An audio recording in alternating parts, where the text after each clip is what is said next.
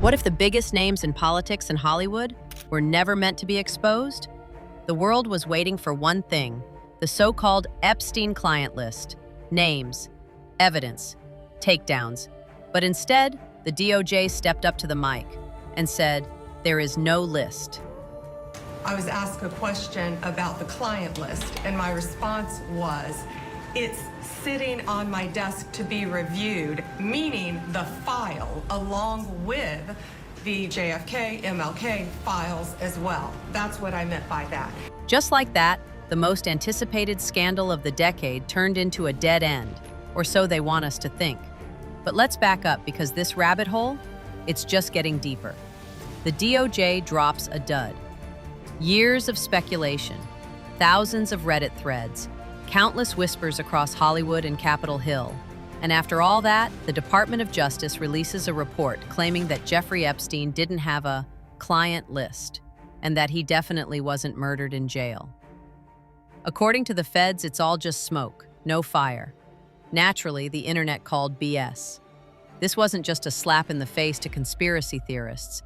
It was a full-on sucker punch to anyone who thought we'd finally get answers. But David Schoen, Epstein's own lawyer, says that belief in a hidden list was always fantasy. A Rolodex? Sure, he said. But a black book of crimes? Not likely. And yet, the suspicion doesn't die that easily. Epstein's lawyer goes on offense. Schoen didn't stop at calling the list theory dumb. He went after the people who spread it.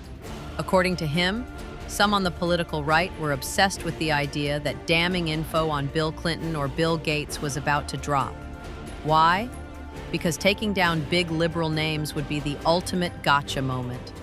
But Schoen insists, Epstein didn't have dirt on Trump either. In fact, he says Epstein told him directly, I have nothing that could hurt Trump.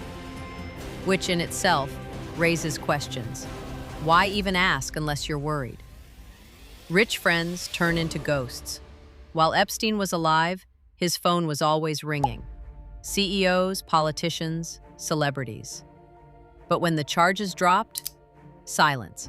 People who once flew private with him, vacationed with him, partied with him, now acted like they'd never even heard of the guy. Schoen called it what it was, shameful. These were people who shared yachts and island getaways with Epstein. But when the media turned, so did they. Publicly denying the friendships, scrubbing old photos, rewriting history in real time, which only fueled the public's question. If they had nothing to hide, why run? Elon versus Trump, the tweet heard round the internet. Then came the Elon Musk bombshell. In a tweet that basically ended his bromance with Trump, Musk suggested that Trump might be hiding something. He accused the former president of blocking the release of the FBI's Epstein files because he might be named in them.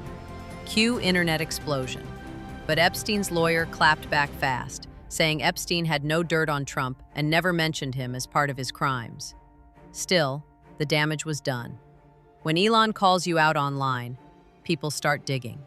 The Ghislaine Maxwell plot twist. As if this wasn't messy enough, enter Ghislaine Maxwell, Epstein's infamous partner in crime, now pushing for a presidential pardon. Yep, she wants out. And believe it or not, people like Alan Dershowitz, yes, the same guy who helped get OJ off, think she deserves it. He claims she got an excessive 20-year sentence and was used as a scapegoat after Epstein's death. He even floated the idea of a Trump commutation, just like what happened with reality TV stars Todd and Julie Chrisley. Let that sink in. The woman at the center of one of the darkest scandals in recent memory might walk, because the reality show Mafia did. Maxwell's cozy past with the elite. Let's talk receipts. Maxwell wasn't just floating around with Epstein. She was a socialite in her own right, shaking hands with the elite, partying with billionaires, and smiling in photos with Trump, Melania, and even Prince Andrew. There's video footage of her at Mar-a-Lago, parties in Manhattan, even Halloween events where the theme was, no joke, pimps and hookers. Classy. She was everywhere.